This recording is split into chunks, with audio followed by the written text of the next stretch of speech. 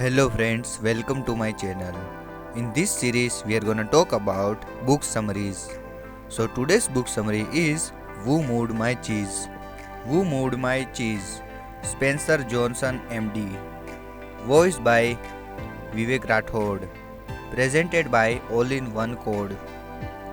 I am thrilled to be telling you the story behind the story of Who Moved My Cheese. Story. Once long ago, in a land far away, there lived four little characters who ran through a maze looking for a cheese to nourish them and make them happy.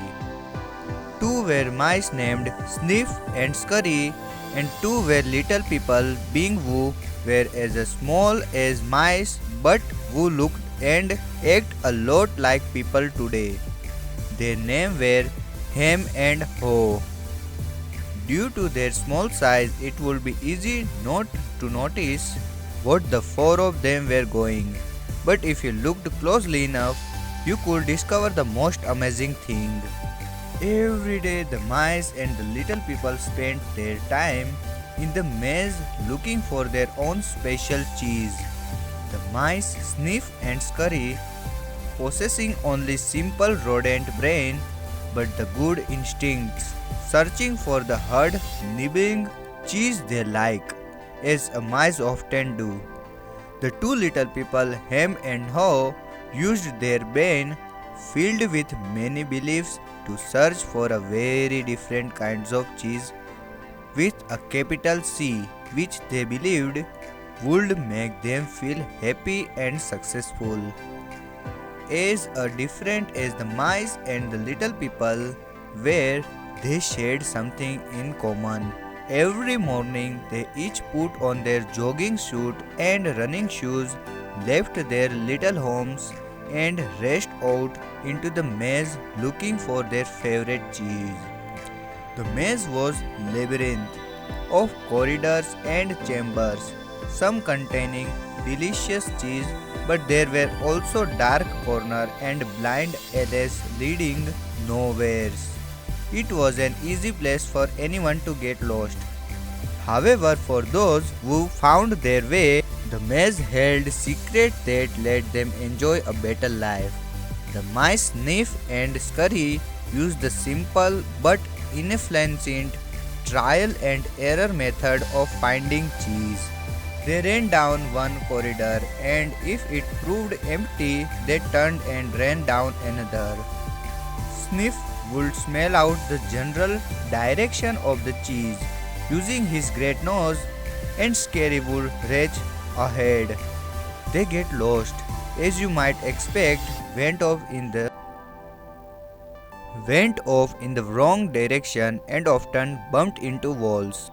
However, the two little people, Ham and Ho, used a different method that relied on their ability to think and learn from their past experience, although they would sometimes get confused by their belief and emotions.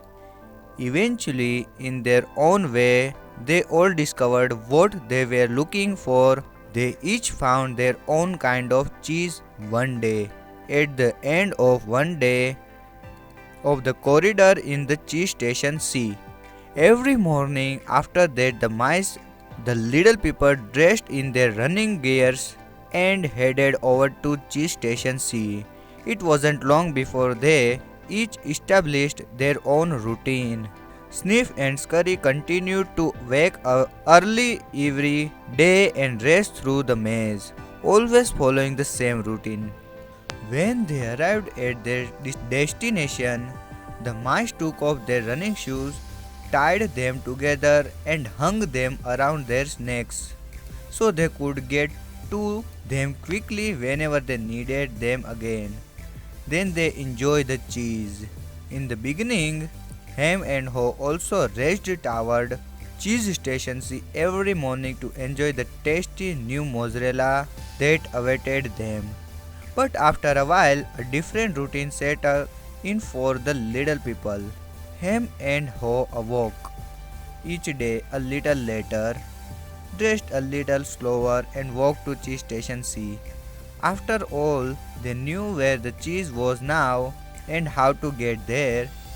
They had no idea where the cheese came from or who put it there. They hung up their jogging suit, put away their running shoes, and put on their slippers. They were becoming very comfortable now that they had found the cheese. This is great. Ham said. There's enough cheese. There's enough cheese here to last us forever. The little people felt happy and successful, and thought they were now secure. It wasn't long before Ham and Ho regarded the cheese they found at Cheese Station C as their cheese. It was such a large store of cheese that they eventually moved their homes to be closer to it and built a social life around it.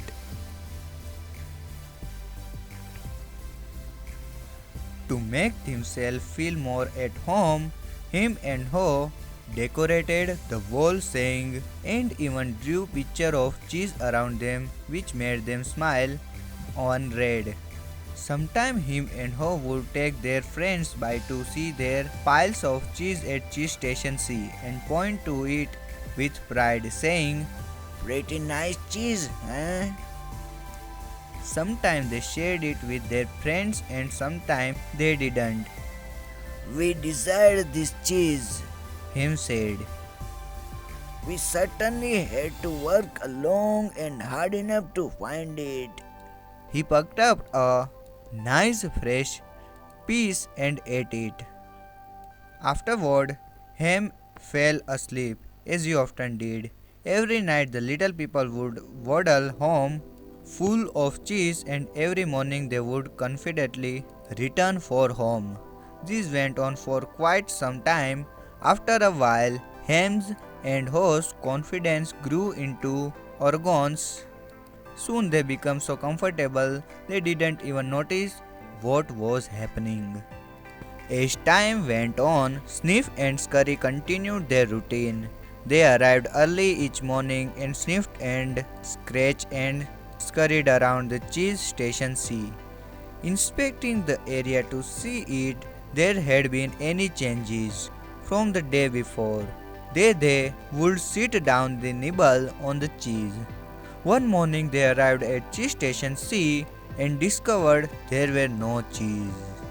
They weren't surprised, since Sniff and Scurry had noticed the supply of cheese had been getting smaller every day. They were prepared for the inevitable and knew instinctively what to do. They looked at each other, removed the running shoes they had tied together and hung conventionally around their necks, put them on their feet and launched them up. The mice did not overrealize the thing, and they were not burdened with many complex beliefs.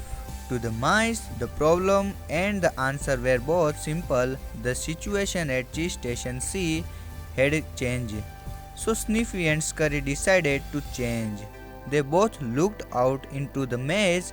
The Sniff lifted his nose, sniffed and nodded to Scurry, who took off running through the maze while Sniff followed as fast as he could. They were quickly off in search of new cheese. Later that same day, him and Ho arrived at the Cheese Station C. They had not been paying attention to the small changes that had been taking place each day, so they took it for guaranteed their cheese would be there. So this is the end of part 1. In the next video, we are gonna continue the story. If you like this summary, so please subscribe to my channel, and if you are programmer, check out my Python and programming series. And that is it for today. See you guys in the next video. Thank you.